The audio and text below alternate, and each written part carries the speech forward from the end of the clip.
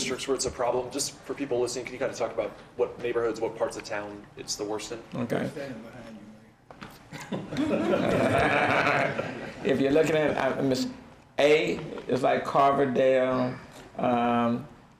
B would be like from Acres Home over to Northeast. If you're focusing on D, that would be like from 3rd Ward Sunnyside. H would be like Independent Heights, Studewood, and I, East End, Denver Harbor, Magnolia Place. D, I said D. J would be like that southwest area. K would be like from Hiram Clark, even going over into Fort Bend. So it's all over the city. Yeah, but it's primarily your, let's say, moderate to low income minority areas. Okay. Yeah. Mayor, at a time Sure. when the city can use every dollar it can get, Yeah, and we can. are you supporting the expansion? Thank you so much. They're moving on to the next. Okay. Thank you. Thank you all. Thank you. Thank you. Appreciate you. Can we hear from the chief in Spanish about this subject? Hold on one second. Don't leave so quick. Chief, Don't go, Chief. on which, Oh, don't go. and I'm coming back to you, Doug. On which issue? This issue? On the tire issue. the Can you tire- speak in Spanish in terms of what we're doing on Si the? quieren podemos hablar después y así ellos pueden. Está muy bien, me quedo. She's gonna stay with. I'll stay. Okay. And Cora, I'm sorry, Cora Johnson. Did you want to say something? To say, they're asking the questions. Cardell has been doing this for some time, and we got it down pretty good. But the first thing, this starts from the community itself. I don't care if you're a council person, a mayor, or nobody, you gotta wanna clean up your own neighborhood. And we have some things that I want to discuss with the mayor, and if he put it over the city of Houston, what we have used in Carverdale with Mr. Hayes' help, I think it will go much further than some of the things you have been doing. And that's street captains that we got organized. That's the community. If you work the people and get your neighborhood involved, that takes care of the whole thing. The biggest problem we've had with tires is someone coming from out of our neighborhood and dumping their tires 4 days in the morning when nobody can see it. But the captains that we have now, no matter what time, is somebody home, and they get some advice. So we would like to get this thing started with you, Mayor, over the full city. And if the neighborhoods are working in their neighborhood, it will save you and all of us a lot of trouble. Because Mr. Hayes has tried it with us, Carverdale, over the last 5 years, and it's almost perfected. So I want to get with you to give you that information of Mr. Hayes and get it done, because I'm looking out. I'm a volunteer for the city of Houston. And we want to help our mayor as much as possible. And not only mosquitoes, but rodents and everything else come from the tires and whatever kind of trash. So, Thank you. Thank you. And it's certainly my hope and that over the next 3.5 years, we will increase the number of cameras that exist within our covering the streets of the city of Houston. We need a lot more to fight this problem and to fight some other things as well. But that's for another press conference at another day. But you'll hear a lot more of that over the next several months. Okay, now Doug, I'm back to you. Okay. Mayor, at a time when the city can Greg. use I'm That's okay. saying, looking at you saying Doug, Greg. At Okay. a time when the city can use every dollar it can get its hands on. True. Are you still in favor of the very expensive bus lane expansion out in the uptown area? I've heard numbers from 120 million to 300 million, not sure, but that's a lot of money that could go elsewhere at a time of, borderline austerity. Right, and I do support the program. Certainly, I want it to be cost efficient. But one thing I think that we've discovered is that there are more people that are moving into our area, and the congestion that exists within our city is not going to go away if we don't do anything. And this is a BRT, bus rapid transit proposal that's along Post Oak. I've looked at it. I'll continue to look at it to make sure that it's done in a cost-prudent fashion. There are several partners. It's not just the City of Houston. It's the City of Houston. It's Metro. It's TxDOT. It's the feds. It's the TERS that's out there. So there are a number of different partners that are at play. But the answer is not to do anything.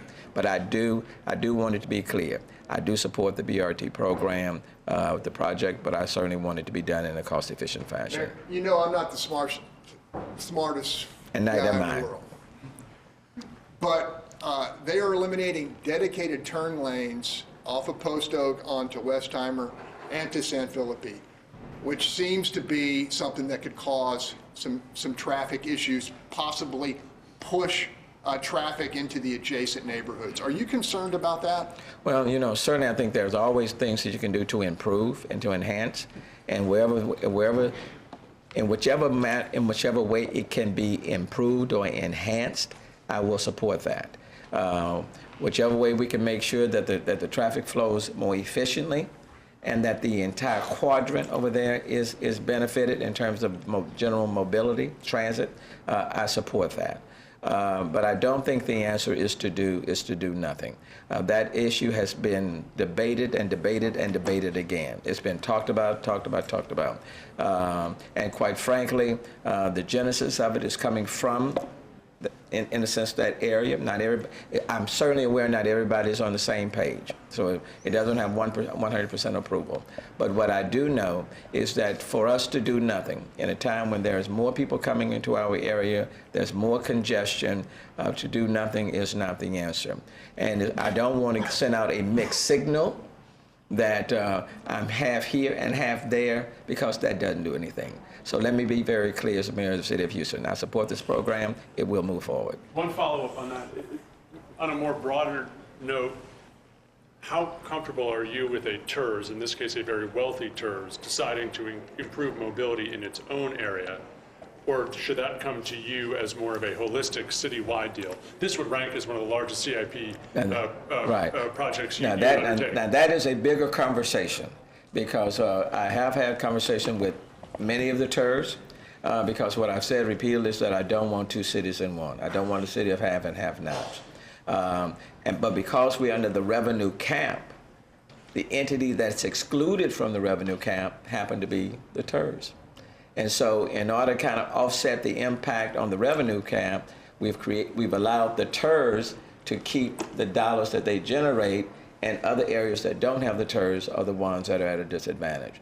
But that's a structural financial situation that's been created that we need to address. Now, I do want the TERS to operate at maximum efficiency. I think transparency is very important. Knowing how they're spending their dollars is very important. Making sure that they're spending their dollars in a cost-efficient fashion is very important. So I agree with you on all of that. This is just one of those projects. I know people don't want rail, and what I've repeatedly said, I am not going to push rail on anybody. So if I thought rail was a part of this component, I would say no, because I'm not going to push that on an area that doesn't want it. But this is BRT's, bus rapid transit, which I do support, and I do think that there needs to be. We have to provide multimodal forms of transportation. Otherwise, we all will stagnate. So as it relates to this project, where it is right now, I don't want to send a mixed signal. I do support it, but I do want it to be done in a cost-efficient fashion. One last follow-up, Mayor. Sure. Ted and I were both out there, and we were monitoring Bus Route 33. Yes. There's barely anybody on those buses. Are you concerned that the buses won't be used if we expand service out there? Well, I've also addressed that and said that, for right now, for many people in our city, the whole thought of, when we talk about buses, people feel it's only for poor people or for the hipsters, and nobody else. But we have to, and Metro has to work very hard to make buses attractive for everyone, and which means buses have to move much more quickly People have to see that if they're in their car, that the buses are moving much faster. And we have to make sure that our buses are equipped with the technology that makes them customer friendly. Where people feel as though if I get on the bus, I have access to the things that I wouldn't necessarily have in my car. And so we have a lot of work to do to make buses much more attractive. And we are not there yet, and that's a charge that I've given to Metro.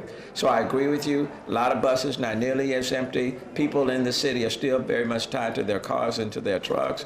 But what concerns me, that if we don't provide multimodal forms of transportation, we are going to get gridlock even more than we are. The congestion will increase, and even the Galleria area that's very attractive, things will stymie. Now, I want people to be good. I want them to be good neighbors.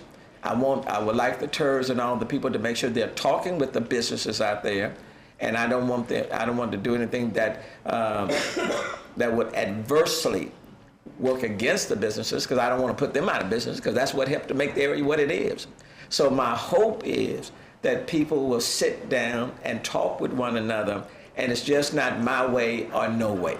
That I don't want people to take the attitude, we're going to do this, and so we don't have to talk to those who are opposed to it being done. And from my perspective, it's important for people in the area to sit down and talk and try to find a way that will achieve the overall objective, but do it in such a way that will not be anti the businesses and the retail that's already in the area that are fearful that this project would either put them out of business or work significantly against their interests. Now, that may be easier said than done, because I know the feelings out there are very, very high.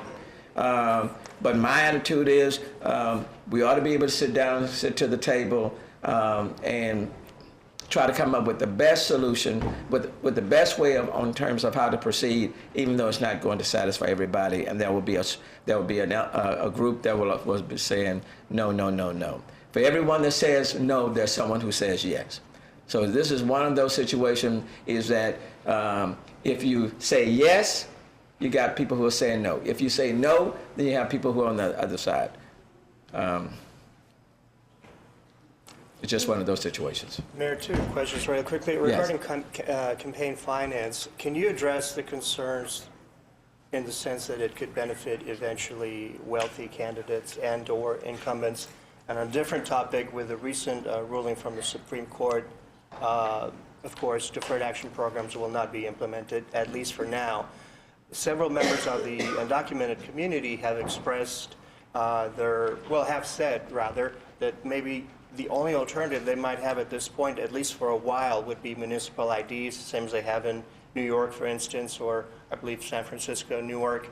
San Francisco and New York are two of the cities with municipal IDs. The one in New York is very, very expensive. It may be like $20 million, if I'm not mistaken. So the municipal ID program in New York is expensive. They have one in San Francisco.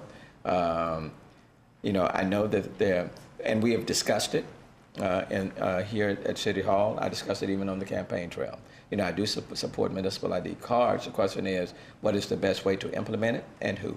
And we have talked about maybe utilizing another nonprofit and working that angle, working it through that aspect. We're still exploring the various ways to implement it, and so that it's done in a cost-prudent fashion. Right now, we are cash-strapped, and so it's trying to get there, but do it in a way that's financially prudent and provide people with what they need to access city services and other services within the city. So I'm open to it, and we're exploring all options. With respect to the campaign finance reform, the measure that we did today, because quite frankly, the way I describe it is just it's modest. It was a modest measure, pretty much based on what has been utilized in the past in terms of contributions. That's the way I see it. But I will tell you, in terms of reimbursing oneself, previously a mayoral candidate could reimburse him or herself up to $75,000. That is unchanged. With regards to an at-large person, I think the campaign amount in the past may have been 15, maybe? Maybe in 15. I think that went up to 75 because you're at large. You're running across citywide. And then if you were a district council member, I think the reimbursement level was 5, and this one went up to 50. I don't think that's going to make a system where it's just for those who are affluent, that's able to run. I don't think that's the case. In my case, I would tell you, I didn't put any of my money into my race, so I have nothing to reimburse myself. And then I don't know how many others may be impacted by it. That's on city council, they may have been impacted. But in terms of people who are going to run in the future, you know, I don't see it adding to just, well, you have more rich people who will be running as opposed to anybody else. I don't see it. I don't see it.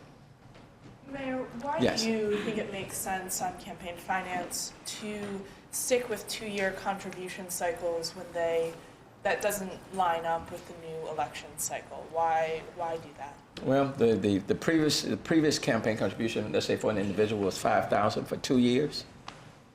So every 2 years was $5,000. In this one, now that we're on a 4-year term, what we simply did was take the $5,000 for an individual. You applied for the first 2 years, and then in the second 2 years is another $5,000. So that no one individual could give you any more than $5,000 within a 2-year cycle.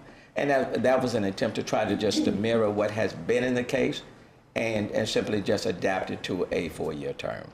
And City Legal last week said it needed additional guidance on whether the reimbursement rates would be retroactive, i.e. apply to prior election cycles. Has that question been resolved?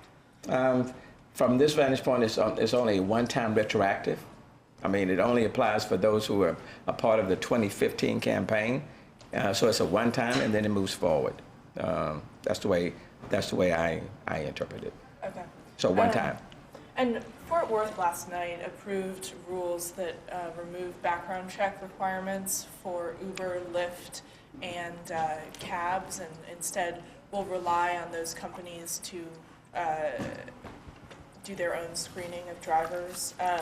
Mayor Betsy Price told the Star-Telegram, quote, "We must embrace all forms of transportation to avoid gridlock in our city and allow our citizens to get around. Part of our job is to not cause undue burden on businesses or citizens. Unlike other cities that have gotten so hung up on the hot potato politics of this, Fort Worth is going to do it the right way." Does that give you any pause that Houston is not doing it the right way? And that's why Fort Worth is Fort Worth and Houston is Houston. You know, and I think Houston is the 4th largest city, soon to be the 3rd. Houston has a medical center, petrochemical business, 2 international airports within its geographical boundaries, one of 4 cities in the world with direct flights to 6 continents. More people are coming to us, not fleeing away. That's why people are in Houston. We welcome the folk from Fort Worth to come and join us. Mayor, can we talk about kush and synthetic marijuana, Yes. how this is a big problem? Yes. Tell us what are the biggest concerns and what is being done to try to eradicate this problem?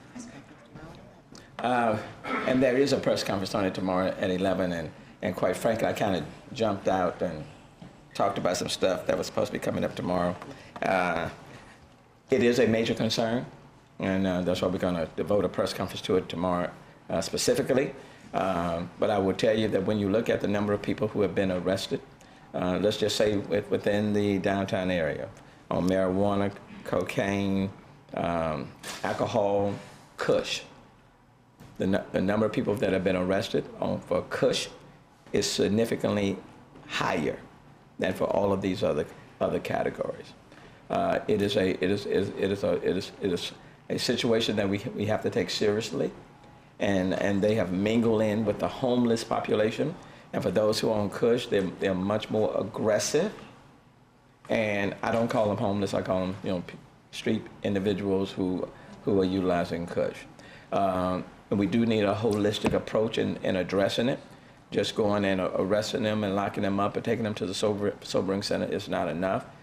We do need more detox centers that are available for the city of Houston, for those who want the help. We're kind of missing Riverside Hospital right now because that was a major detox center. And so hopefully we can identify others. So it needs to be holistic. But what is not acceptable are people that are utilizing our public spaces and keeping other citizens from accessing or utilizing our public spaces. I cannot justify, for example, Herman Park or portion of Herman Park being taken over and saying this is where they hang out and everybody else must stay away, or they're right adjacent to where families and children are. That is totally unacceptable. So we're not going to give our parks or any spaces in our park to those who choose to smoke kush. The same thing for the library. You know, this is the summer. And so we want families and kids to feel very comfortable in coming downtown and using our central library. But they're not going to do it if they feel that the plaza is occupied by those who own kush and they're having to walk through it and people are cursing at them and saying stuff. That is totally unacceptable. And so we want to be as compassionate and understanding. But we simply cannot just say, it cannot become the norm in the city. It cannot. And we have limited services like EMS, and so we can't go and keep picking up the same people every 3 days because they are overdosing on kush. And so we're strategizing as much as we can to try to ameliorate the situation. And I think we'll outline the rest of it tomorrow. Okay. So tomorrow at 11 we'll spend more time. A couple of more questions, and I'll let y'all go to The lunch. Istanbul attack during the council meeting. Can you just talk about, in general, kind of your feeling on security situation here at Houston's airports, and what parts of the airport the city is responsible for securing, and if anything additional is being done as far as more enforcement or anything like that? Well, obviously, first of all, let me just say there is no threat to our city. We communicate regularly with our different federal partners, so we are secure in that knowledge. But we are sensitive to things that not only happen here, but obviously what happened, around the world. So what you are going to see is more visibility in terms of our law enforcement. We are working with airport security, TSA, and to come up with a plan to ensure that individuals see us. Uniform officers, dogs, whatever we have to do to ensure that people feel safe and that we're more vigilant in terms of our presence. Mr. Mayor, on question, can you release those statistics that show those vast Yes. differences? Do you have those today? Yes. I have. We have. They're being scrubbed. Can I give them to you tomorrow, Ted? I really did. Yours, you can give it to me whenever you want, but No, I mean, sooner the better. No, I really did jump the gun. I jumped, Okay. but it's a part of the packet for tomorrow. It's my fault. I jumped the gun on it. On the curfew ordinance, But I can't get it to you. curfew ordinance, we're having public hearings now. It's about 25 years old. I was just wondering, some of the people who might have been affected by the enforcement, there were 14,000 a year 25 years ago, are old enough to be parents now. Right. Do you know if there are any longitudinal studies that indicate why, in retrospect, that might have some effect on why there's so few now? Well, I think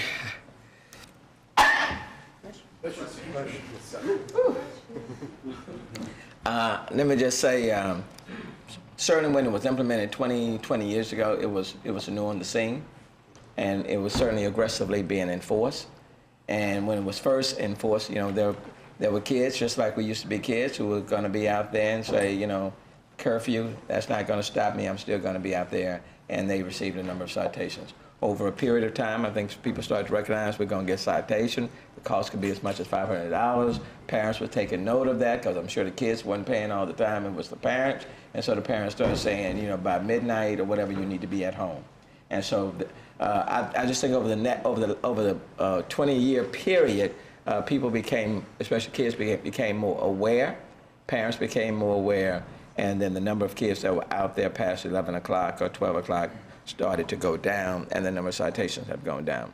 It's not our intent to go and find kids, because ultimately you can't get it. In most cases, parents will pay it, So it's but we do want people to be safe. So I think what ordinances sometimes do is that they may not change the heart, but they certainly can change your actions. And that was the intent, to have kids off the streets and at home or on jobs or someplace else. But there's no substitute for parents or guardians or whoever is responsible. I think we all have a role to play.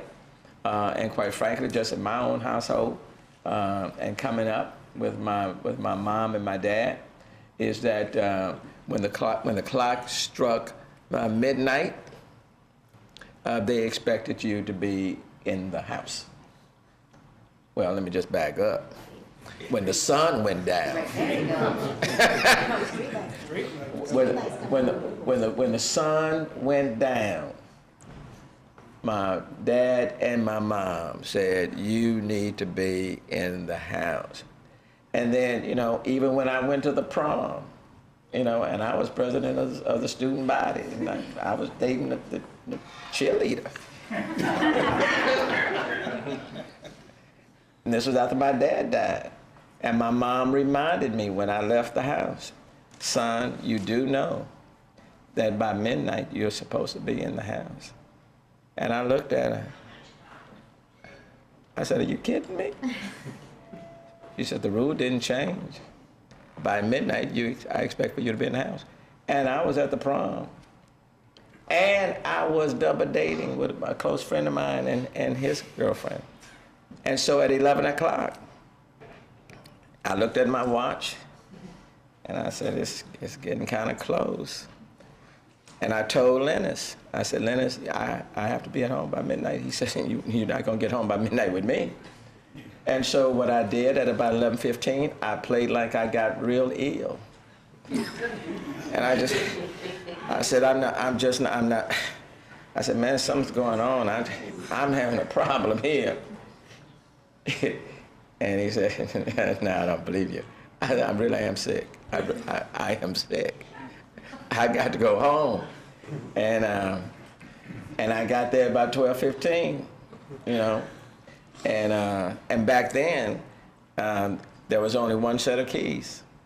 And those keys were in the possession of my mom. And at 12, but I told my brother, just in case I don't make it by midnight, I'm gonna tap on the window. So come let me in. This is a true story. I'm not lying about this. And at 12:15, I tapped on the window, and he didn't come. And I tapped again, and he didn't come. And so I said, well, I just gotta go and knock on the door. And I knocked on the door, and my mama answered the door and said, son, when I say midnight, it's midnight. And I was a senior, okay? And it wasn't pretty. But I also told Lennis, as soon as you let me out the car, you just go on, I'm gonna be okay. Don't worry about waiting to make sure I get in the house. Because I said, I'm fine, just because I didn't want him to go back and tell the folk what to do. So do you think I support a curfew? Absolutely. I think it worked out well. Look where I am today. So you know, you have your choice, okay?